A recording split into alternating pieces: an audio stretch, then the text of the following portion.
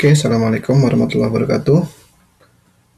Kesempatan kali ini saya akan membuat video penjelasan tentang kompresor ya. Kompresor. Ya, ini salah satu komponen termodinamika yang cukup banyak digunakan. Kompresor biasanya digunakan di sistem AC atau kulkas sebagai salah satu komponen dalam sistem refrigerasi kompresi uap ya. Sistem refrigerasi ya, SRKU kalau disingkat. Kemudian kompresor itu fungsinya adalah menaikkan tekanan. Menaikkan tekanan. Kemudian yang ketiga, sifat kompresor ciri khasnya kompresor adalah fluidanya dalam bentuk gas. Fluidanya dalam bentuk gas. Nah, ini yang membedakan antara kompresor dengan pompa. Ya, memang kalau di pompa dalam bahasa pasaran kadang kita memompa ban itu sebenarnya udara gas kan ya. Cuman kalau di dalam termodinamika kita membedakan antara kompresor dengan pompa.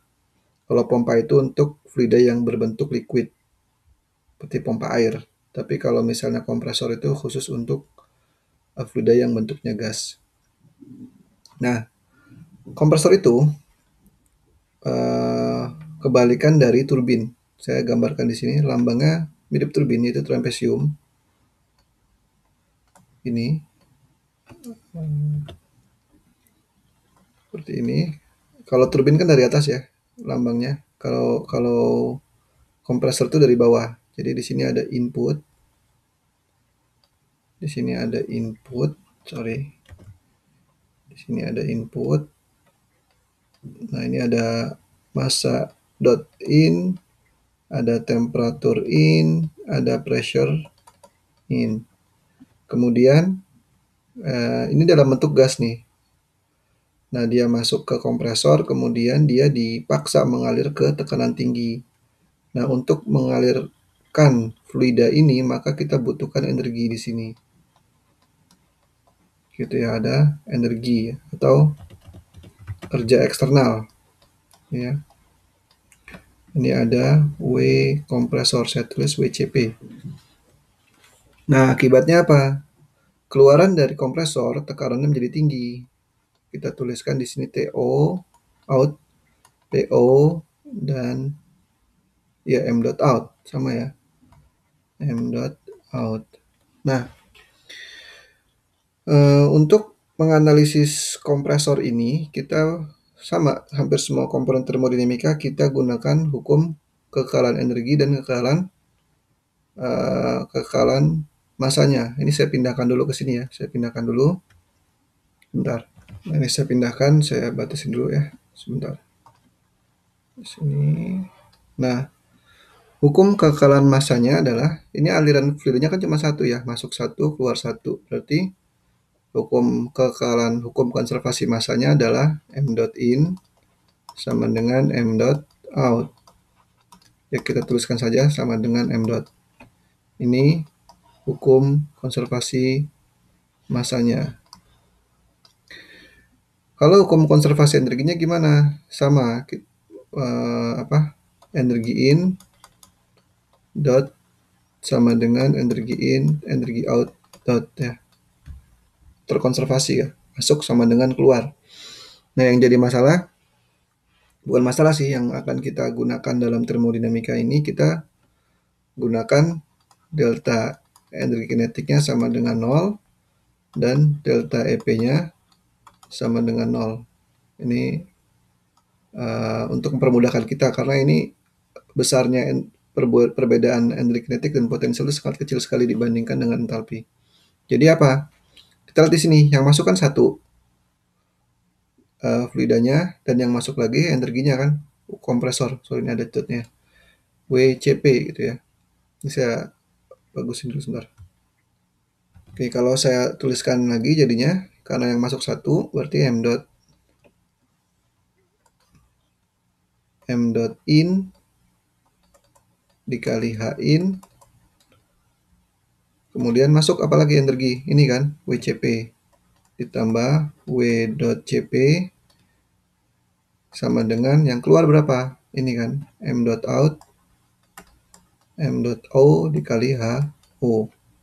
Nah, karena M.in sama dengan M.o-nya sama, maka kita bisa tuliskan bahwa M. dikali H-in ditambah W. kompresor sama dengan M. dikali HO. Nah, ini hukum konservasi energinya. Artinya apa kalau saya tuliskan kembali? Besarnya daya kompresor yang dibutuhkan adalah M. dikali HO min H-in. Oke, simpel kan sebenarnya? Cukup kita terapkan hukum konservasi massa, hukum konservasi energi, kita bisa menganalisis energi yang mengalir di sebuah kompresor. Nah, untuk lebih jelasnya, saya akan coba kerjakan soal kompresor sentropik ya. Sebelumnya saya akan turunkan dulu seperti ini. Oke, ini adalah soalnya. Kita baca dulu ya. Refrigeran R134A dinaikkan tekanannya dengan menggunakan kompresor dari tekanan 60 kPa dan temperatur 0 derajat Celcius menjadi tekanan 1 MPa. Jika proses terjadi secara isentropik, berapa temperatur pada saat keluar dari kompresor dan kerja yang dibutuhkan untuk setiap 1 kg massa refrigeran.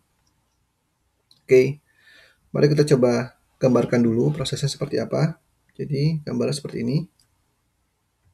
Ya, gambarnya skema seperti ini, dan kita juga dikasih tahu bahwa pada saat masuk temperaturnya 0 derajat Celcius ya. Tekanannya adalah 60 kilopascal. Kemudian pada saat keluar tekanannya adalah 1 megapascal. Kemudian ditanya berapa temperatur pada saat keluar kompresor refrigerannya. Di sini ditanya.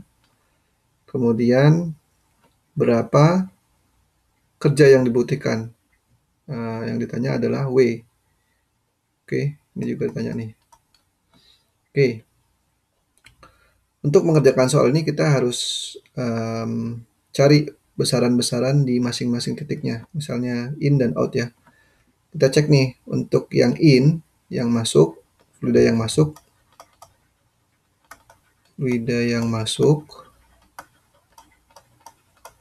kan dikasih tahu bahwa Tin-nya sama dengan 0 derajat Celcius dan Pin sama dengan 60 kilopascal. Kalau kita lihat di sini, maka kita bisa cari H-nya kan, H-in.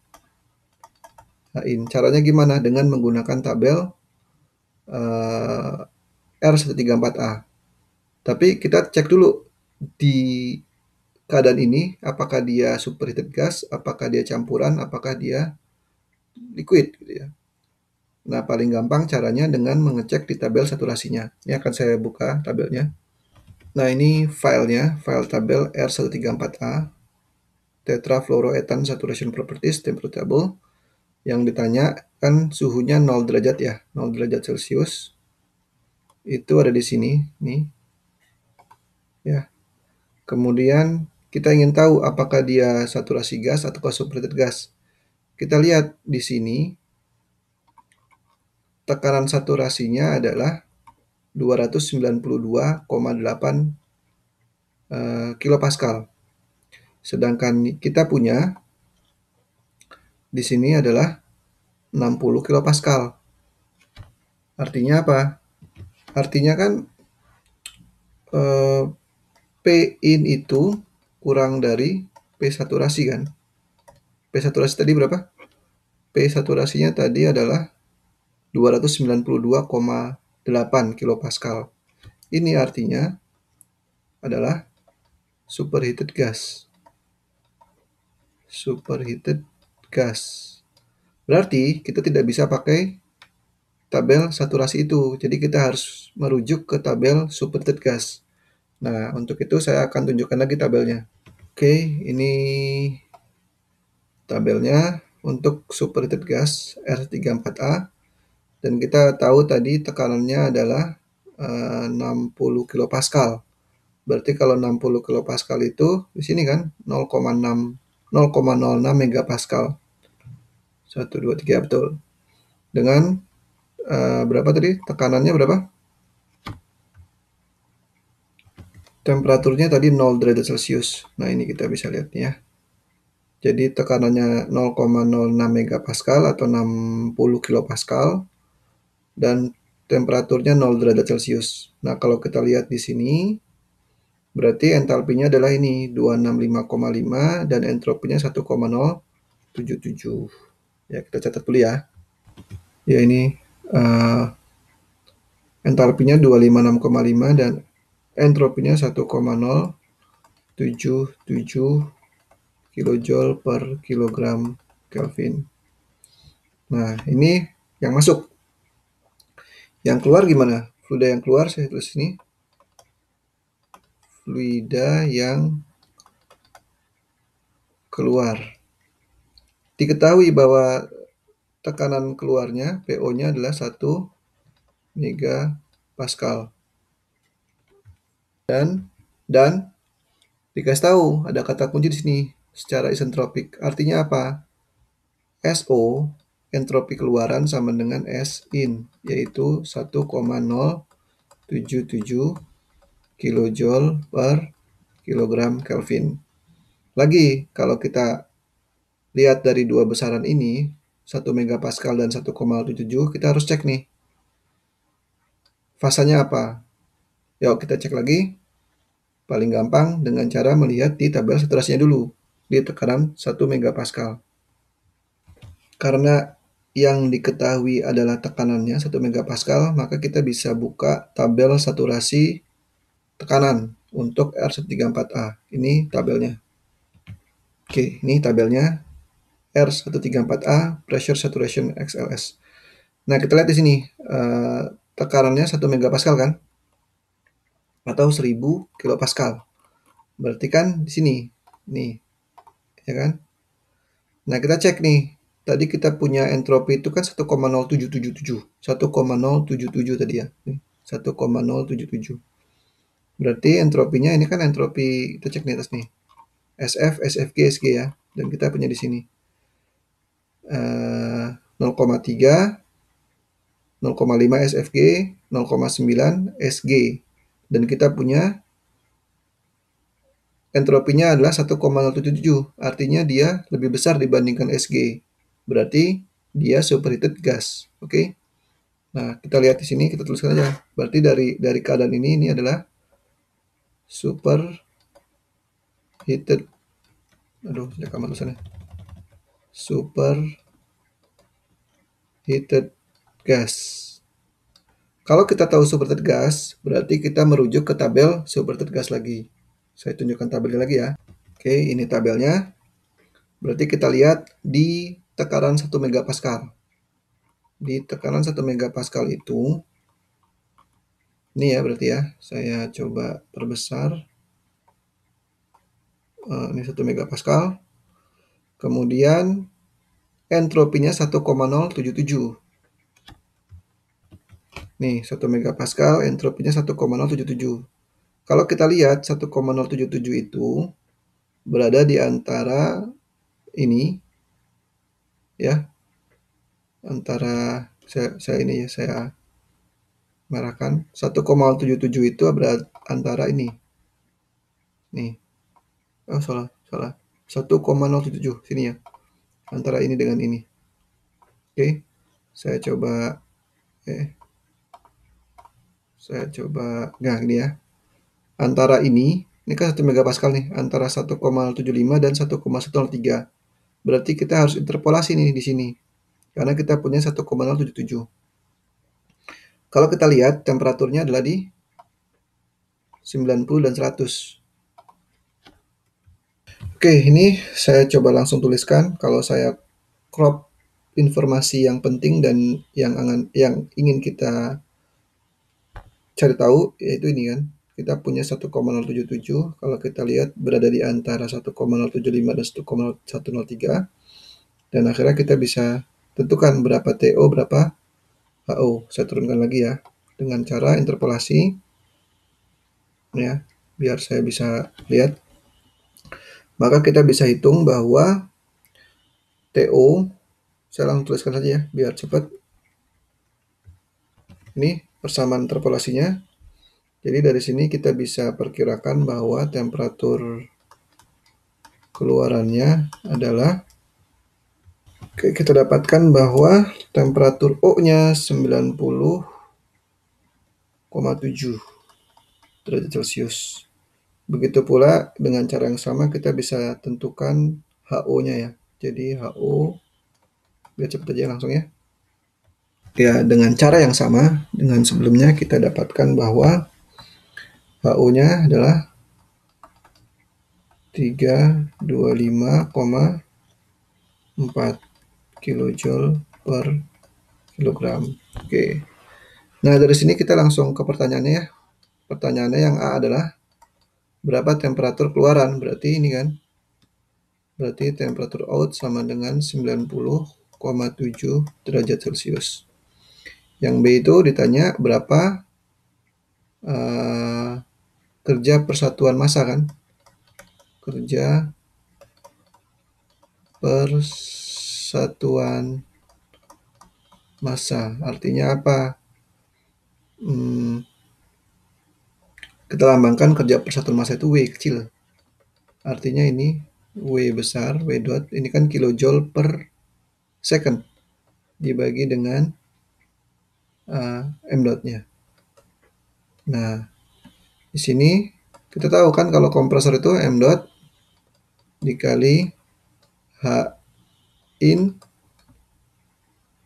sorry kebalik H out ya. HO dikurangin H in dibagi dengan M dot. Kalau ini sama-sama M dot, kita bisa coret kan? Coret. Berarti W itu sama dengan hanyalah HO dikurangin H in. Kita turunkan lagi sedikit biar bisa ada angkanya kelihatan. HO-nya kita dapatkan yaitu 325,4 dikurangin H in-nya berapa tadi? Kita cek lagi di atas ya. H in-nya adalah nih 256,5. 256. Nah, hasilnya adalah 68,9 kilojoule per kilogram. Sudah dapat semua.